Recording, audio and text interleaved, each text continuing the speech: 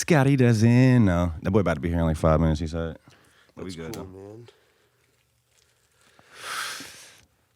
How you doing, man? I'm great. I didn't know you smoked. I'm gonna get a little picture of your setup for. Oh, yeah, do your thing, Man. We back, man. I'm sitting here with the Tom Cruise of Virginia himself. All right. We gonna get into all of that, man. Yeah. Ooh. Welcome to the Off-World Podcast, man. I'm sitting here with Ant Perez, stand-up comic from Newport, Virginia, a.k.a. the Tom Cruise of Virginia. We're going to get into how you got that name. What's good, bro? Chilling, man. Just chilling out here, trying to make good comedy, dude. Bro, maybe we can start off with fucking just tell them how we met. You know what I'm saying? I fucking seen you I think the first time I seen you was at the venue on 35th. Right. You were doing comedy over there. Because they do everything there. They do poetry, they do comedy. Yeah, music. Yep. So Yeah, that was cool. Right. I think you went up early. You were like the first one that went up there. That was in my phase where I was going to open mics and just going first. Because I noticed at first I thought people were scared to go first. Then I realized that it was smart to go later because there's more people there.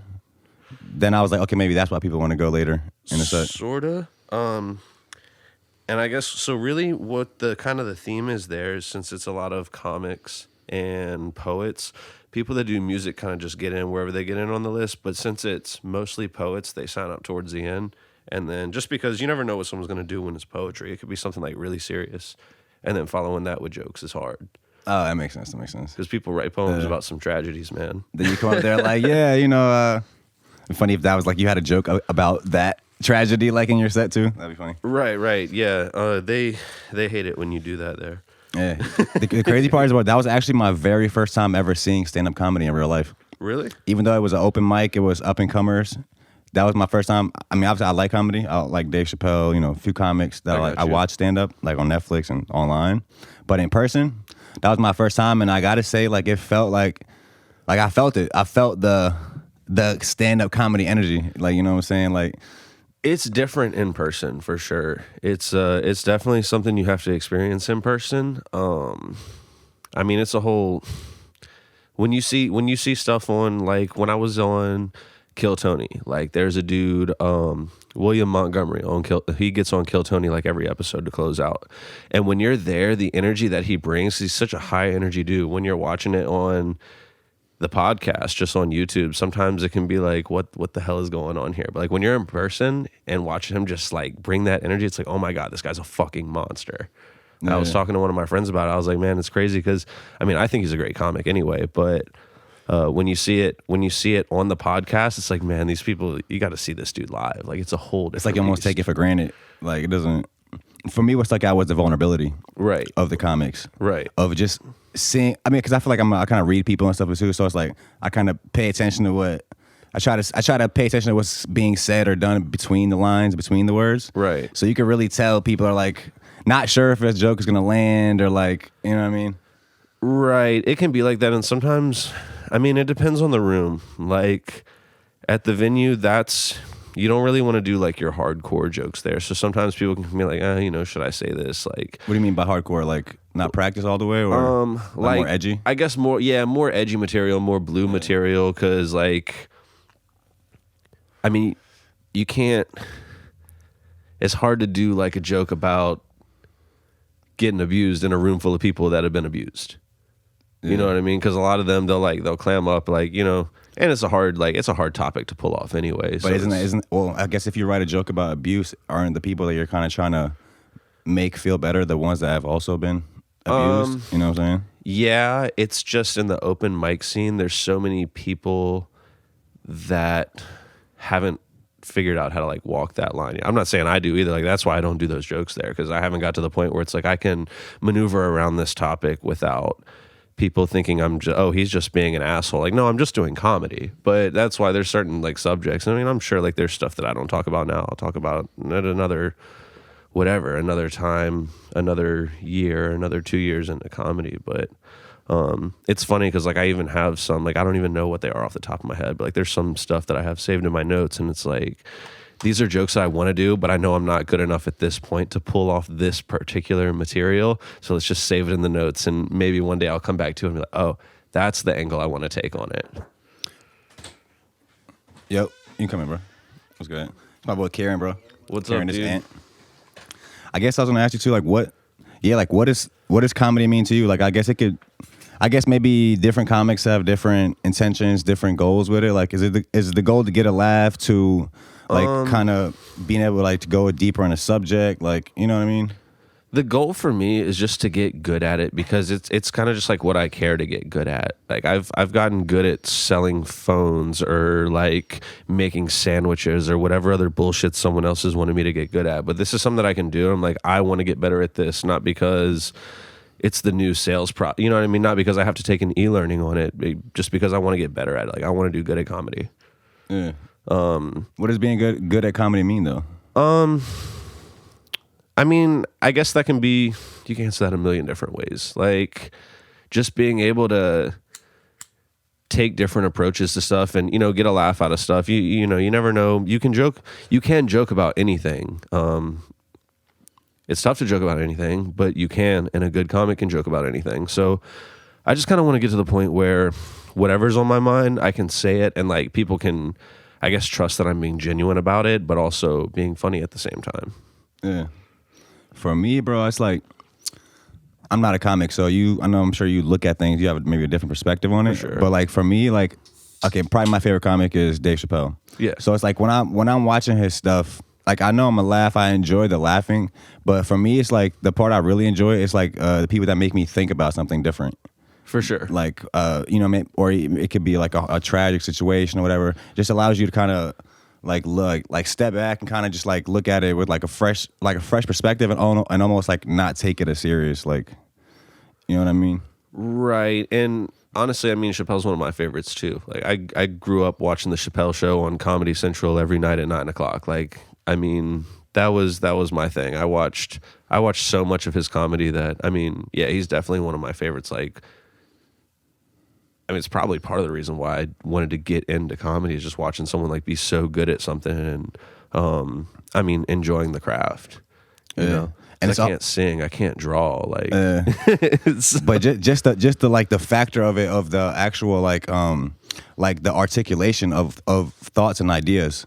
I feel like I don't know another genre where you can really do it that successfully. Like, okay, even back to Dave Chappelle, just the way he articulates what he's actually saying. It goes deeper than like comedy.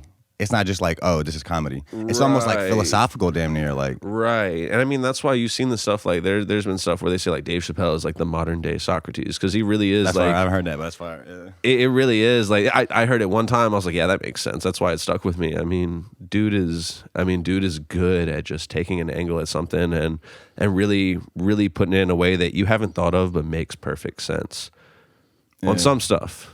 Yeah. Okay. All right, so maybe we can kind of like just start like kind of at the beginning, build our way to like the Kill Tony episode. I do want to get into that. Like, what is like just tell us like some like childhood life coming up, and ultimately how you got into doing comedy. Oh man, I mean, I probably got into doing comedy because like I just got picked on a lot growing up. Like I mean, I went to a private school and my last name is Perez. Like I got called Mexican a lot, and just like. Whatever else. What's that guy, Perez? Isn't it a Perez Hilton? Or it's like, it wasn't like kind of a big dude? Yeah, it's like, I think that's his name. But about it. Nah, dude, like, so like I'm Puerto Rican, and it's like, I don't know. I mean, I grew up like understanding that it's a part of the United States, but like I've probably been called Mexican more times than anything else. It's like, I hate that shit, dude. Like between that and then like I looked like McLovin when I was growing up. So like, of course, like I got a couple jokes about that, but like... Yeah, dude, I got picked on heavy. Shout out McLovin. Yeah, man. Like my first name is Peter. My last name is Perez. That's why I go by Ant, because everyone used to call me PP. Like, dude, I'm telling you, bro, I used to get it. Like they used to fuck with me like a lot in school. Born and raised in Newport News, though? Yeah. Okay. What high school did you go to? I went to so I actually graduated from Nansemond River in Suffolk. Okay. That's a private school? No, I moved over there. I lived in Newport News till I was like 13 or 14. and then we moved to Suffolk, and that's where I just went to school over there. I went, like 9th, 10th, 11th, 12th or something like that, just high school over there. So, yeah. So you're getting picked on growing up. Yeah, People calling you Mexican. Yeah. I'm not a Mexican. I would think you're white, honestly, if I saw you. Like, I don't think I'd think you're Mexican. Yeah, I'm like mostly white until I go to a private school in the country. And then they're like, what's that? I got you. Pigment, boy. So wait, you speak Spanish? Nah, like broken Spanish. Yeah, I know on the Kill Tony you had the Puerto Rican. Yeah, Puerto Rican joke. Yep. I thought that was cool. Okay, so in high school, were you like dabbling in any like artistic stuff or? Honestly, I just watched a lot of sports and stuff like that when I was in high school. I mean, really up until just a few years ago, like I just watched sports, and at some point, I don't know. At some point, I guess you hit a point where you start to become an adult, and you're like, what is it that I want to do? And like, I don't know, you spend so much time doing stuff that other people want you to do that at some point, like when you really have to sit and figure out what you want to do, for one, it's fucking hard because no one ever does what they want to do. So to figure it out is something. And then to, like apply the effort and do what you want to do. And then like it pisses people off because like you're not doing what they want to do anymore. But okay, you know what I mean? Like, you got to do it. You do it for yourself. What do you think is harder, figuring out what you love or actually putting the effort into completing it or like doing it? 'Cause I feel like a lot of people get stuck on the phase, like they don't even know what it like they want really. I mean, I started doing comedy when I was 25. So I mean, it took me 25 years to figure out what I really wanted to do. How old are you, bro? And it might take me till I'm 60 to pay my bills with comedy. So it's like, I'm 27. Okay. You made it seem like you were 25 like a long time ago. No. I'm a year and a half into comedy. Okay, so you're still early in the game then. Yeah. I get up, I try to get out as much as I can, work on material, hash out the bad shit and figure out what's funny. And I mean, that's the only way to do it in comedy. I mean, it's kind of like, it's like anything. Like you do music, the first song you wrote, if you go back and listen to it, you probably don't think it's that good. My first joke sucks. Yeah. I mean, my first 100 suck. So I still write jokes that suck, dude. Like, how many jokes have you written in 2 years? So I have a notepad or the notes on my phone, and I have a separate folder for just like bits, whether they're finished, nothing's really finished, but whether they're like being worked on or they're just like a thought. There's like 1,200 in there. I mean, a lot of them are just garbage. Some of them I even go back and look, I'm like, what was I trying to think of here? But like, I mean, obviously there's some where it's like, sometimes I'll go back, I'm like, man, I should reapproach this topic. I was doing a bad job delivering this, but this is not a bad thing to write a joke on. So I never delete anything that I save in my phone. There's probably like one or two that I went back and was like, this is dog shit, and deleted it. But other than that, I mean, really, of like 1,200 notes in my phone, maybe there was like 1,205 and I deleted 5 of them. Yeah, so 2 years ago, so I guess you started in the pandemic? Yeah, man. So I was going out and doing like I would go and spectate open mics at the local club Kazi's, and at some point, I guess it was right before the pandemic started, I would go out there and just watch. And I mean, at an open mic, I mean, with 30 people, you watch so many people bomb that it's like, okay, like, because everybody bombs. It's like, okay, well, what's the difference if I come up here and do it? Like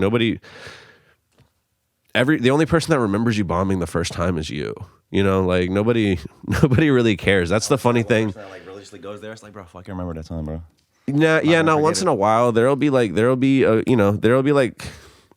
certain bomb sets that are really, I mean, they're fucking epic, bro, and you don't forget those. Whether it's like you or someone else, but like it'll be like that one joke that someone said, it's like, oh my God, why do they do that? And you just don't forget that one. I mean, in doing it a year and a half, like there's people, you got to think like you don't have to do that much to do comedy. So like there's a lot of people that'll only do comedy 2 or 3 times and never do it again. They just go to open mics and like they just say this horrendously terrible it doesn't take much to like try it out. Right. I mean, you just figure out what bar has an open mic. You go there, and I mean, it's an open mic at a bar. Sure, they'll give you 5 minutes. So most of the time, it's like even if you bomb, you might want to get drunk after. It's like, so what? Come through. Yeah, I mean, can you open that window a little bit, bro? That's what a lot of people are doing anyway. Yeah, from the top down. Yeah, my bad. I mean, we're hanging out at a bar. I mean, it's a lot of alcoholic comics. Like, it's like most of them, maybe not most of them, but even though I know Kazi's is like a legendary club out here. My friend's mom used to actually work there growing up. Yeah, I mean, they've been open for like, I think it's like 40 something years at this point. They've been around for a while. Is that the only official like comedy club out here? So Kazi's is in Newport News. There's the Funny Bone in Virginia Beach. Oh, okay, and then there's Sandman Comedy Club in Richmond. Those are the three that, like, I don't like, specifically get time at those clubs, but those are the three that I go to. I actually have a show at Kazi's coming up on May 1st. Like you're like the headliner? No, it's just it's called Sunday Funnies. It's basically just like a showcase for comics around here. A little 8 to 10 minute spot at just at a club in front of a decent audience. Are you paying attention to like other comics, just like the climate of comedy right now, the trajectory, or like how people are like getting on? Like what's a common like formula that people do to get on in comedy right now? What do you mean get on?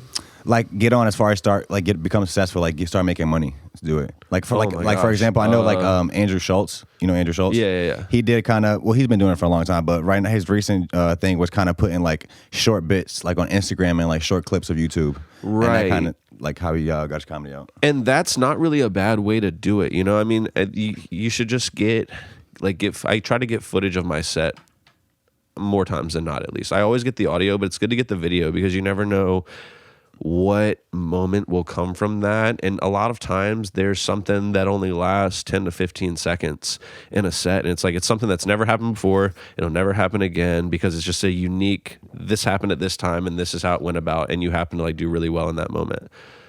That's a TikTok. You know what I mean? Like it's that, I want to say that easy to get material. It's not. But as far as when you're just trying to like cater to the online audience, it's almost easier because you can go out and like, I just posted a clip earlier today and it got like 5,000 views on a set that was decent, but I just posted the best part of it. So it's like, for all anyone knows, I fucking killed this, you know what I mean? Like, so it's definitely, I feel like it's definitely easier to pull that clip out if you know what you're doing. Like that's where I'm trying to figure out is knowing what I'm doing, editing videos and like, whatever, cropping the subtitles on there and making it look nice. That's really the hardest part of that, in my opinion, because I have like footage and clips and stuff like that. And, now that I posted one, it'll make me go through and put something else together, post another. I have a sketch that I wrote with another local comic that's going to be coming out soon too. So just trying to stay on top of content. Yeah, like doing different types of content and stuff. Yeah, I mean, honestly, like stand-up is, of course, my favorite part, but like I want to be an artist, What do you mean? Like I don't want to be confined to just stand-up. Like if I could write good sketches or, whatever, come on your podcast and, make it a good episode, stuff like that goes into the art. As opposed to just like, there's comics that have podcasts and people say like, oh, their podcast is better than their stand-up, or their stand-up is better than their podcast. I mean, of course you have to be better at one or the other. What's up? Yeah. But we're just talking about comedy, don't mind us. But I think she might have been with me the first time we seen you. Weren't you at the venue on 35th? Yeah. Nice. But yeah, just like doing different types of content and stuff. Yeah, just making like different stuff, like whatever it is, whether it's clips or like when Vine was a thing, 10 years ago, I used to try to make Vines, just little stupid stuff. Yeah. But figuring out like kind of like where your place in that art is and like how you can make your own. There's pictures that like artists have drawn that you could look back and you're like, wow, that's $1 million picture. I think it sucks. It's the same thing with comedy, like not everybody's going to like your art. Sometimes it's, sometimes you make abstract art and people are like, I don't know what the hell I'm looking at. I like that, not being confined to just stand up, or even if somebody just wants to do stand up, like other types of content might be a way just to like get your name out, right? And get new people coming to your like use it as a way to promote your stand up shows. Yeah, and I mean honestly, I will say like my favorite part is absolutely stand up. Like that's why I try to get up, and I mean if I wasn't here doing this tonight, I'd be out hitting an open mic. I mean I got my own open mic to run tomorrow, and whatever. I try to get up every day that I can and do it.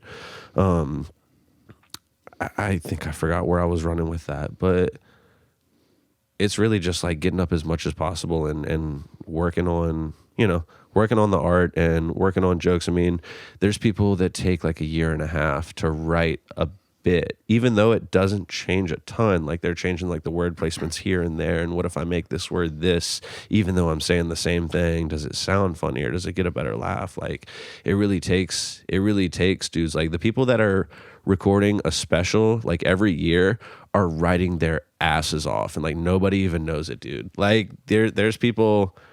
I mean, of course, that's why you see like some of these bigger comics who only release a special every 2 to 3 years, and it's amazing. Tom Segura, every time he drops something on Netflix, it's going to be on the top 10 for a while. You know what I mean? So, but then there's dudes that no one even knows about. Like I saw a guy, Christopher Titus, at the Funny Bone, and he's got like a handful of specials out. Dude's a fucking monster.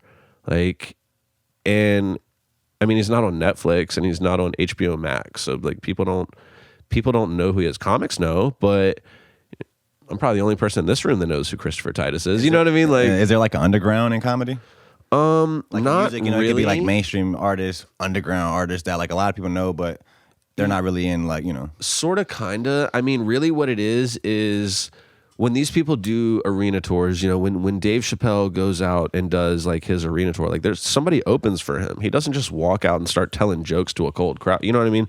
Like those people sleep on how good they are. Like, I mean, there's people that you've never heard of and may never heard of that can walk onto a stage and just murder for 40 minutes, an hour.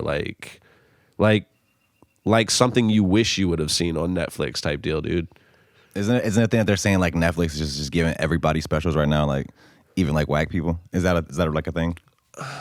I mean, there's just so many people that have something that they want to submit to Netflix. I mean, they're getting submissions from. I mean, I don't know how to submit any of my stuff to Netflix, but I'm sure there's like an email, somebody that you hit up, and I mean that person's getting flooded with stuff. So like, yeah, I mean that again comes down to us looking at someone else's painting and saying this art sucks. But I mean, they got millions to paint the picture, so somebody thinks it's good art. So I try not to. That is one thing since I started doing comedy. Like I try not to say like another comic's not good or whatever, because I'm just like, I mean, how many people could watch what I do and be like, that's not good? I mean, a lot of people could. You know what I mean? So everything is like subjective, right? I mean, it doesn't. I don't want to look at my phone and see a bunch of comments. It's like, this dude sucks. This dude's trash. Like, so I don't even do it to other people because it's like. For what? I'd rather just go find someone that's good and be like, this guy's good. I think this guy's good. You know what I mean? Like, it's just a lot more productive. And in comedy, it's a lot more of a community too. So it's like, there's no need in negging people in your own scene. You know what I mean? We do comedy. Like, how many of these fucking people are depressed anyway? There's no need to bring someone down. Yeah. You know what I mean? Like, I think the music artists might be able to take some hints from the comedians on stuff like that. Dude, it's crazy because I mean we're all artists, so it's like, why put down someone else's art? Like, there's for all the people you could find that you're like, this person's not good. Like, for all the time people spend trying to like cancel an artist, like just find one you like and then tell people. You know what I mean? Don't hinder the art as a whole just because you're fucking negative. Like, go prop someone up that you like, because it's. I mean, I guess it's easier to just watch something and jump on Twitter and this sucks, but it's like, I don't know. I don't even get on Twitter anymore. I just, because no one likes my tweets. At most, anyone will be like, I really get like no love on Twitter. I get nothing. Like, I have between like Facebook, Instagram, and Twitter, I have the most followers on. That's the only one I have 1,000 or more on, and it's only 1,000, but it's 1,000 or more. Well, on Instagram. No, but it's 1,000 or more. It's like 1,006 followers I have on not on Instagram, on Twitter, and like I get nothing. I can like. I have 500 followers on Instagram. And I told you, like, I posted that reel earlier today and got like 5,000 plays off of it. Oh no, like, reels are like the new cheat code now. Because Instagram, when you post a reel, it sends it to like random people that don't follow you. Yeah. So your regular post just goes to your followers. Reels go to everybody that looks at reels. Right. So you'll get a lot new new traction. And I mean, like, I know like just a few thousand, that's not a lot, but for someone that's only got like 500 followers, I'm like, oh, that's cool. Like, that's a new audience that hasn't seen me do anything before. So it's like, I don't know. It's just cool to get your art out to more people and more people to be like, hey, I like what's going on here, you know? Yeah. So you said you run an open mic too. Where's that at? Kind of like, like, what's that about? That's in like the Phoebus part of Hampton. It's a brewery called 1865. I've been doing that since October. I started doing it weekly at like the beginning of this year or so. But yeah. You like started it up? Yeah, there was no comedy there. It's a newer brewery. It's actually the only black-owned brewery in the 757, maybe in Virginia as a whole. Really? But so it's like a whole unique experience. So I thought it would be cool just to, you know, like take a creative art to somewhere that's already not going with the flow. You know what I mean? So that way they make beer there too? Yeah, they're a brewery. Their beer, okay. beer is actually phenomenal. They just started selling wings and their wings are so we got to tap in, you know, it's inflation on the wing prices right now. This inflation is hitting crazy. They're as expensive I think actually as everybody's gas started going wings, down a little bit actually again. It did. Because it was like it got to like 410, 20. Now it's like 389.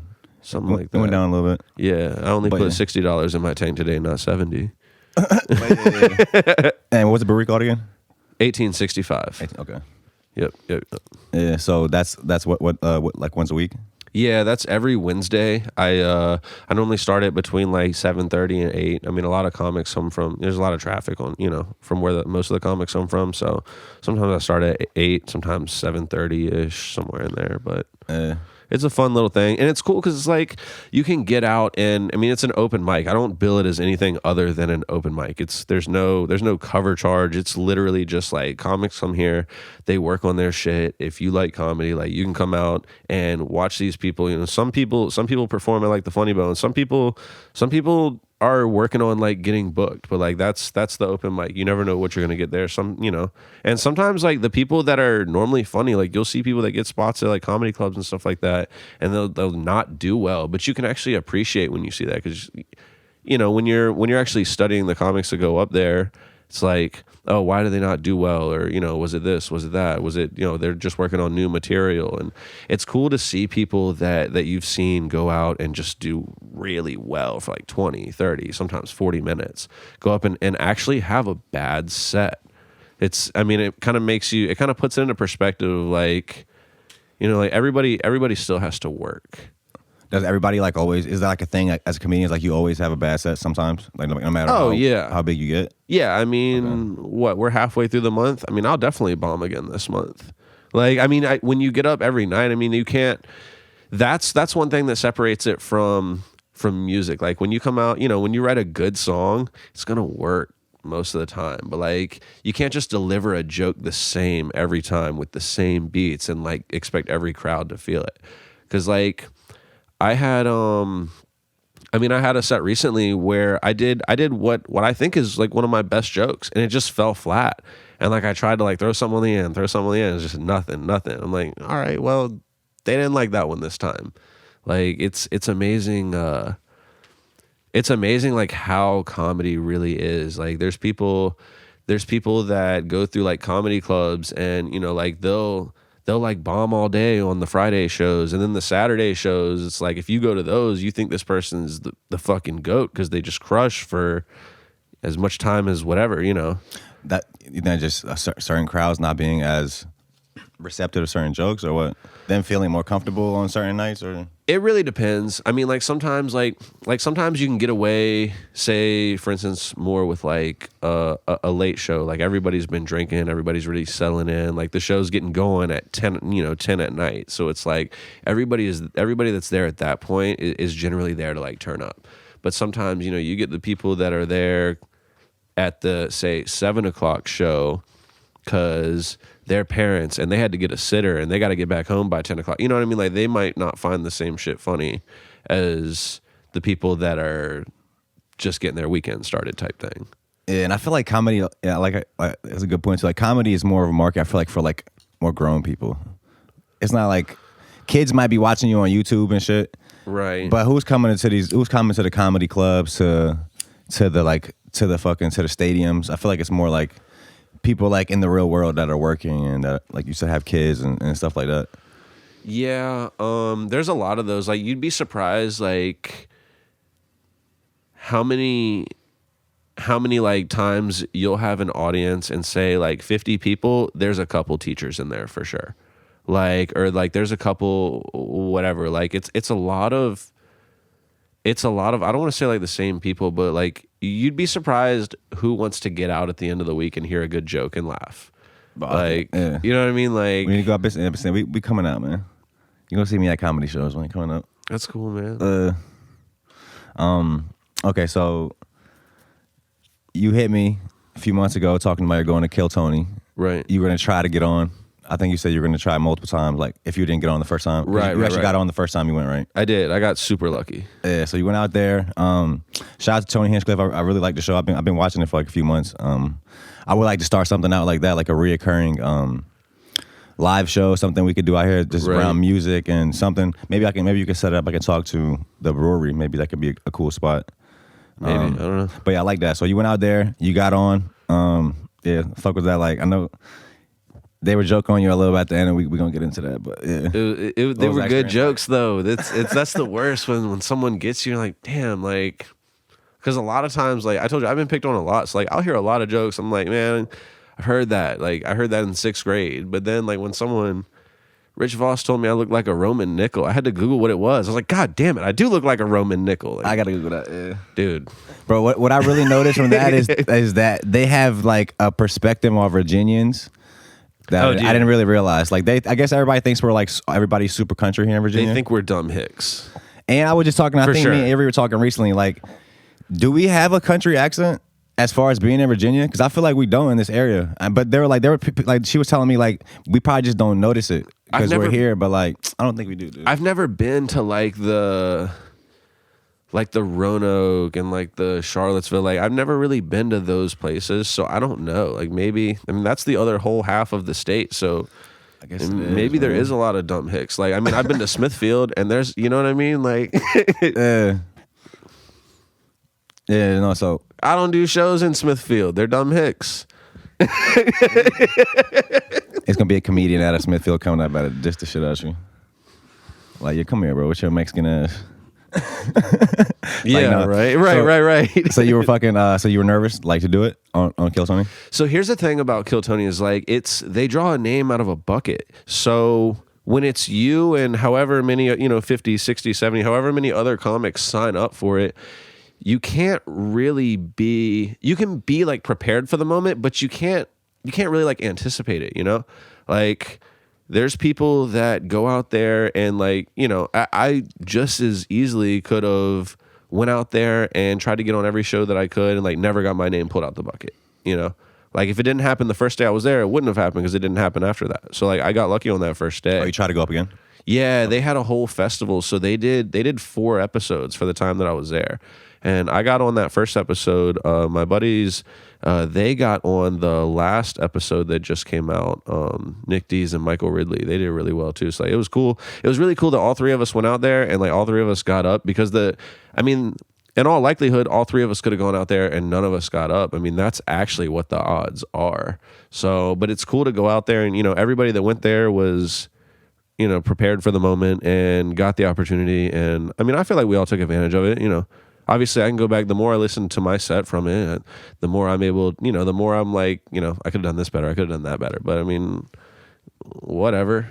I was there and I did the best I could for that opportunity. Was that the biggest crowd you performed for?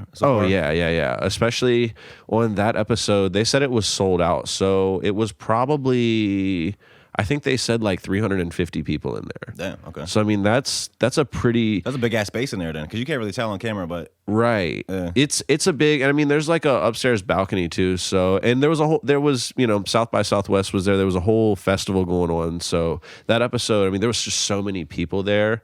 I mean, they probably expected it to sell out, honestly.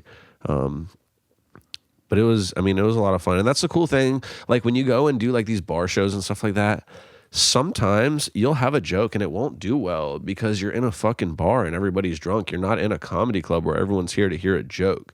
Sometimes people just want to hear you say, you know, some dumb shit for them to laugh at. Like you can't do those, you know, you can't do those jokes that, you know, whatever. Like it's a time and a place. Like you're not going to do a deep ass joke like at every, like, you know what I'm saying? It's a time for that. Okay. Right. I mean, and there's small rooms that you can do those intimate jokes too, but like they're still not bar shows. Sometimes they're those small, you know, still ticketed shows that have 30, 40, 50 people. Sometimes those shows are really, really good.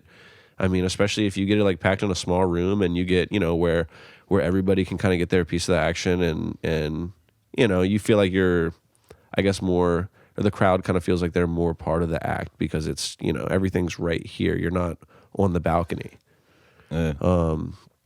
Those shows can be fun. I mean, honestly, I like the, you know, being on stage at a comedy club. That's, you know, that's really what I want to do more. Like all the other shows, like they're so much fun too, but I feel like nothing's going to give you a better gauge on what you're doing with your art than getting in front of whatever, 100 or 150 people in a comedy club where they've bought tickets to hear you say something funny. Like that's the best. I mean, that's the test, right? I was telling somebody too, like how that's like the ultimate form of like a self-expression.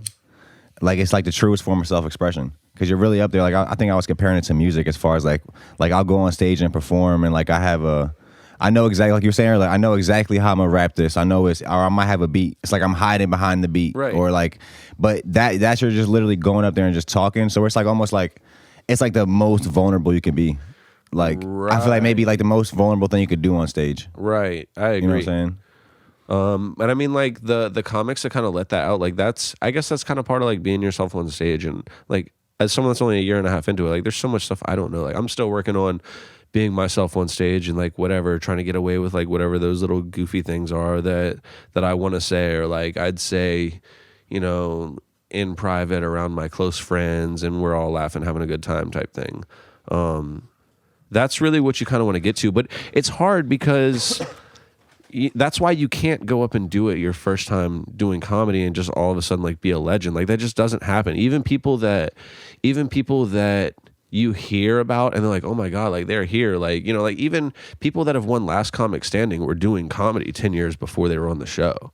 Like they just kind of pan it out to like be this overnight sensation, but like that's never the case.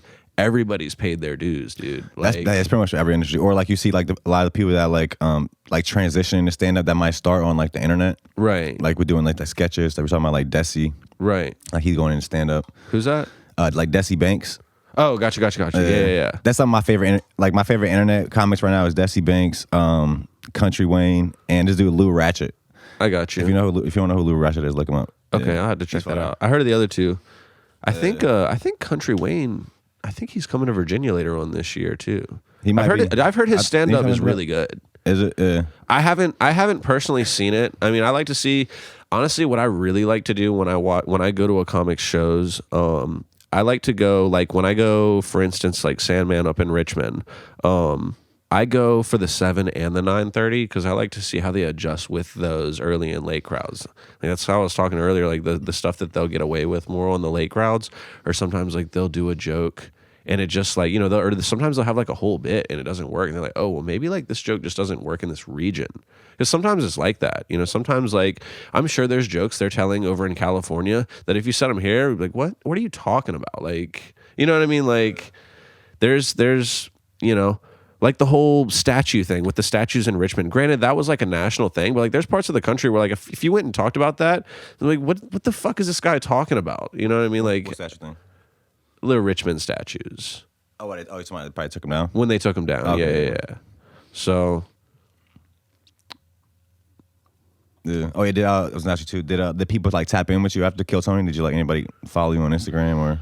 I got a few follows, and then like it's kind of cool because I see I'll see whatever, like now like people, you know, pop up and follow me and it's like I don't know who these people are, because when you first start doing comedy, like you're just networking with everybody, and you're pretty much just exchanging follow for follow with other comics type thing, you know, networking your way around. Most of the people that I follow are, I mean, comedians, you know?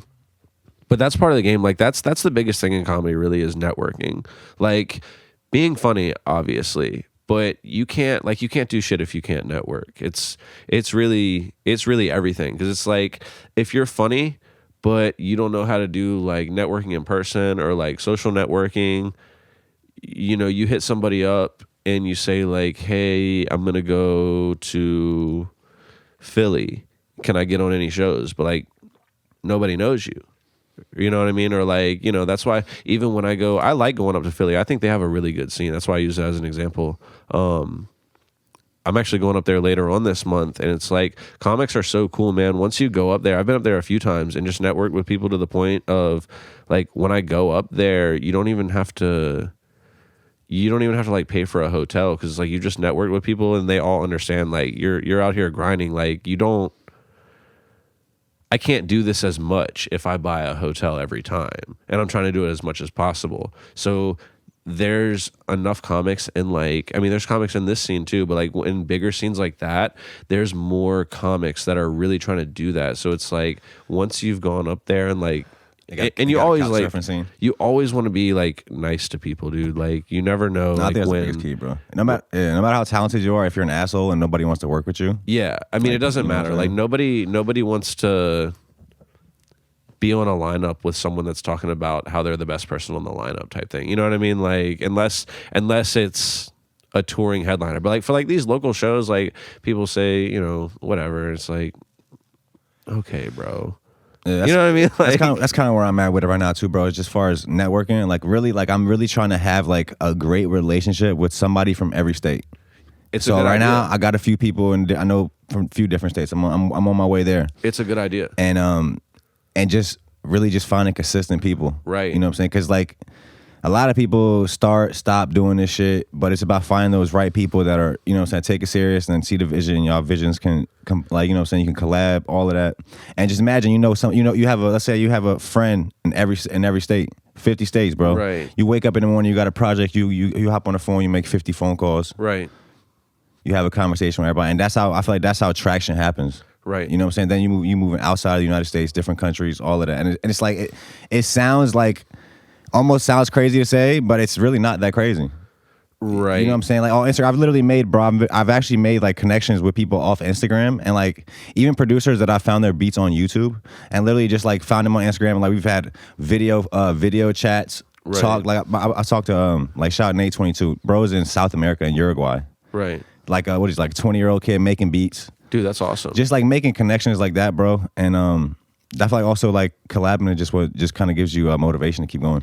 And it's cool knowing people out there too, because it's like, it definitely helps. Like if I just say went to somewhere I've never been before and tried to go to whatever comedy club it is they have and like, hey, I'm a comic from such and such. Like, do you have time for me? Sometimes they will. Like, you know, they generally will. If it's like something, you know, bigger, you know, they might be like, piss off, I don't know who you are. But it makes it easier if you know that at least one person in that state, and you can be like, hey, so-and-so told me to hit you up. And then it's like, oh, okay, like, so you're basically getting the referral at that point. Because it's like, they gave me the okay to hit you up because they don't think I'm going to waste your time type thing. So it definitely helps. Like, that's another thing that helps with just knowing people everywhere. Like, if you're being good and then, like, networking in such a way where it's like people know you're good, like that's really, I guess, like what you have to get to. Like, I'm not saying I'm there, I'm saying like that, you know what I mean? That's getting to where, like, you know, if say like I have like an undeniably funny 30 minutes, which I don't, but there will come a time when I do. It'll be nice to have people that'll vouch and say, like, you know, wherever I'm trying to go, it's like, oh yeah, no, if you need a spot filled, and honestly, like in comedy, there's so many opportunities. Like there's ones that you can't control. Like all you can do is put yourself in a position for when an opportunity comes up, you'll be ready. Like that's kind of like, it's funny that like that's kind of like the idea around Kill Tony, but that's a real thing in comedy, because it's like, how can you prepare? Let's say someone's at a comedy club and then so and so comes through and oh, their opener gets COVID, they can't perform this weekend, and then you go there and you crush, and then that headliner says like, hey, you're really good, dude, like you should do the shows when I'm in this region, you know what I mean, like, and it's like boom, now you're working with a headliner, like off of something that you couldn't plan. Like you can't book that. All you can do is just like put yourself around comedy a lot, and like you'll get respect from people. I mean, I'm sure the music scene is the same. Like if you're around and you're present, like, and that's another thing, like the getting booked at Kazi's, like somebody just threw my name out there to put me on the show. Like if I'm not present and like I don't have my own open mic that I run, like nobody thinks, like my name doesn't pop up in anyone's head, because it's like I'm just like everyone else that only gets up and does it 3 times a month at that point. You gotta show up. I rambled, bro, my bad. No, you're good, I'm listening. I was asking too off of that, have there been careers that like, have people made careers off going on Kill Tony, like unknown people? Dude, yeah, so like Tony made a post the other day. Tony Hinchcliffe made a post on his Instagram of like Hans Kim on the jet. You didn't see that one, did you? I know. I haven't seen that, but I know Hans Kim. I've seen a few episodes. So like, dude, like a few years ago, Hans was traveling up and down the East Coast just like other people are, like living in his van and shit. Like, I mean, maybe that's not my story to tell, but like it's there. Like you can see it. It's like advertised. You know what I mean? So, yeah, like none of those people are like overnight successes, because like even when I was in Texas, like hanging out with Hans, like he said he's been doing it 8-9 years. So it's like even he's paid his dues, even though it looks like this dude gets on, you know, Kill Tony, and then Tony posts him on a private jet and is like, you know, 3 months ago this guy was living in his van, now he's on a private jet going to do arena shows for Joe Rogan. Like, yes, that is the case, but he had been paying his dues up to that point. So it's not like there's no like, I mean, I'm sure they happen, but there's nobody really like that even comes to mind where it's like, oh, from the first time they got on stage, like you just knew they would be a star. Like just like a piece of the momentum. Like a lot of these dudes, like I can't imagine how many times someone like Chris Rock or Dave Chappelle has bombed in the beginning of their career. I mean, no one knows, because no one was recording sets back then. But like you have to go through that to get better. Like there's no way you do anything the first time and you're really good at it. Yeah. Especially if like you care about getting better. I mean, then you will. And it's like you said, just like being prepared for that moment. Once you put the work in for real, and I feel like a lot of people might get that opportunity, but you can very well like lose it and like not capitalize on it the right way. So I feel like that's really what the 10,000 hours is to really prepare you for that moment. Yeah. It doesn't really matter how many people you know, what connections you have at the end of the day either, if you're not ready. You know what I'm saying? Like, right. You definitely, it can all be a waste. You got to be ready for the moment, because yeah, I mean, you can't, you know, what would be worse than like lucking into a spot on a comedy show at a comedy club and just being so unprepared you bombed? Like, sometimes you don't, you know, sometimes the jokes don't land and you're trying hard and you bomb, but like imagine being unprepared and bombing. That would be the fucking worst, dude. Like you definitely, that's the biggest thing, is like you can't really like, I feel like, you know, yeah, you get booked for shows and like you can get booked at comedy clubs and, you know, all that good stuff, that does happen. But I feel like a lot of the bigger opportunities are ones where somebody got what people would call lucky, but they were just ready for the opportunity. It was like, you know what I mean? You know, when you're searching for the opportunity, I mean, I'm speaking on stuff I haven't done, but I feel like when you're searching for the opportunity, like, you know when it's there. Like, you know when, like, this is where I need to capitalize on this. You know what I mean? Like, is there one-hit wonders in comedy? Like in music? Like, people just drop some shit and like, oh yeah, they only had one thing that was good? No, so, I mean, I don't think there's anybody really that comes to mind, but I'm sure I mean, it's got to be the same way as in like music. When you write a good album, like I'm sure there's someone that's wrote a really good special, and then like all their follow-ups to it have just been kind of, you know, subpar.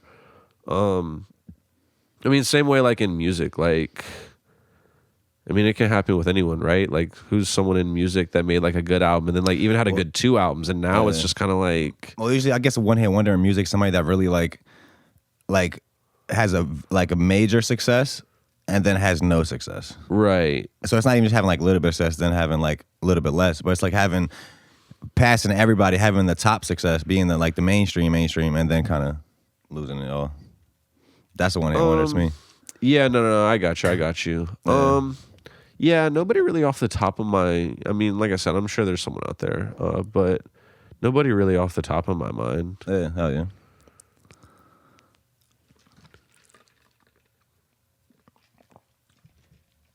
So you get back, you're doing the open mics, you know what I'm saying, at the 1862 brewery? 1865 brewery.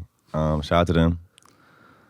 You got so you said, what else you got you thinking coming up in store? You said doing the sketches, doing different types of content. Yeah, I have. I've been working on a sketch that should be coming out. It's just you got to finalize and edit stuff because if it's not edited well, it looks bad no matter how good the writing is, right? So whenever that gets finished up, that'll be coming out. I run my mic weekly. I'm on.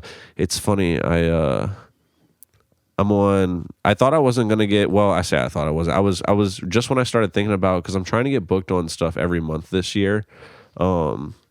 And so far I'm doing it. I've been booked on stuff. I booked my own show April 1st of this month. That's at a place called Poor Girls in Hampton. Also, I seen that on Instagram too. That was a fun show. Yeah, just when I started thinking about it, somebody hit me up and was like, "Hey, do you want to do May 1st at Kazi's?" I was like, "Hell yeah, I'll do that. That's cool." And someone else hit me up same night and were like, "Hey, do you want to do this Cinco de Mayo show because you're Hispanic?" I was like, "Yeah, whatever." Fit right in. Whatever gets your foot in the door, right? But oh yes, our fucking you have you're gonna drop a special. I don't our up and comings drop specials, or do you wait till you get more? Yeah, it's more success.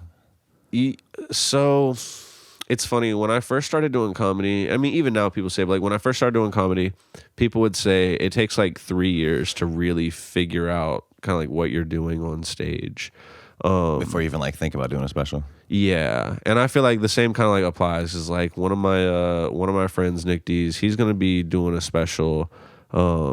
Actually, he's gonna be, I forget what day it is, but he's filming a crowd work special at Kazi's, and then he was trying to do a actual special, of written work. That wherever he ends up doing that at, I don't think he's decided that yet. But he's 4 years in. And now he's kind of at the point where he can. I mean, that's just one of my good friends in the scene out here. So I kind of look up to what he's doing, and you try to look up to people that are doing stuff that you want to do, right? Because I mean, how else are you going to do it unless you learn from the people that are doing it? How are you doing it? What do you do about this? What do you do about that?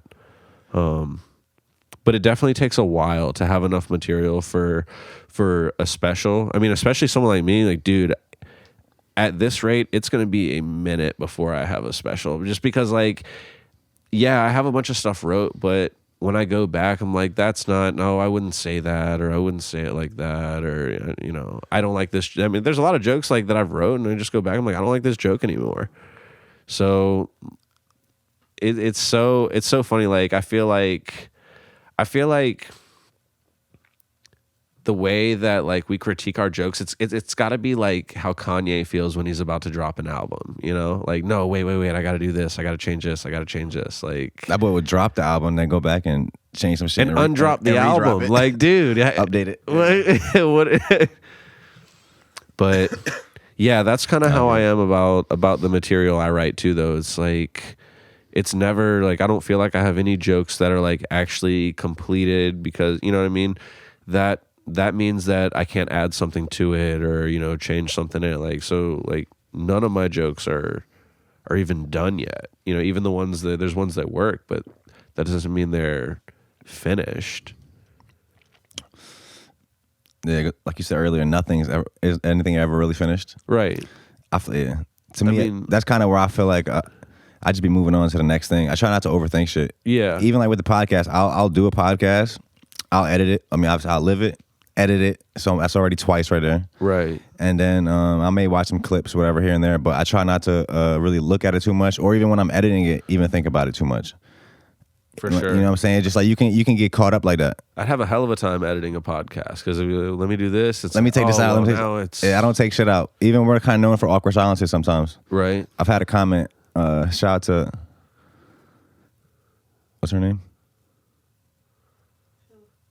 Your coworker, Deborah. Oh, Deb. Deb. Shout out to Deb. Shout out to Deborah. She was like some in a few of the comments like, yo, I love this podcast. Even the silences. I was like, oh yeah, appreciate it. That's funny. But yeah, man, it's about all this shit about just showing up, being consistent, man. Really, just and I think just really just being interested and just passionate about it, and that's what's just gonna ultimately fucking just help you keep going. For sure. I mean, I think like you definitely have to want to do it for sure. Because I mean, if you don't want to, then you'll find reasons not to. Like, I don't know. I have friends that get annoyed with me because like I don't want to go watch the Sweet 16 of the NCAA tournament. Like I'm at the point now where it's like I don't give a fuck about that because I got this bit that I'm working on and like I'm doing this show like next week and like I want to try out these tags on it and you know what I mean? Like I don't give a fuck what Villanova does. Is that hockey? What'd you say? That's just a college basketball team. Oh, I said hockey. My bad. All right. I mean, you see, I'm not into sports at all anymore either. But yeah, man, I fuck with it, man. That might be a fucking fire spot to leave them at, bro. We about an hour in. Do you wanna lead the people on anything else? Yeah. I know you got a show coming up. I'll lead the people on this. You don't remember this, but when I was like 10 years old, you beat me up in front of your house. Me? Yeah, you did. What? Stop fucking playing. Yeah. I didn't know when in the episode I was going to tell you, but you totally beat me up in front of the house. Like, it was a fight, and, like, you won. Wait, you definitely what the won. fuck? Yeah, dude. This is the top he beat me up. Of the episode. He beat me up, like, 15 years ago when I came back tonight to exact my revenge. Yo, wait. What the fuck, bro? Have you been waiting to tell me this since you saw me at the venue on 35th? Well, I was like, I think I said something about knowing you, but like you didn't catch it. And then I was like, oh, that dude does not remember me at all. Damn, so I'm one of the people that was joking on you from your life. Yeah, you helped me become a comic, bro. Bro, you just blew my fucking mind. I don't even know what to say to that. That's insane. Yeah, man. Isn't that funny? What a dope way to... Bro, stop fucking playing with me. No, you did, man. Wow. Well, damn, bro, that's insane. I really don't even remember. Yeah, dude. I tried to kick you, and you caught my foot, and you threw me down and hit me in the face. Yo, what the fuck?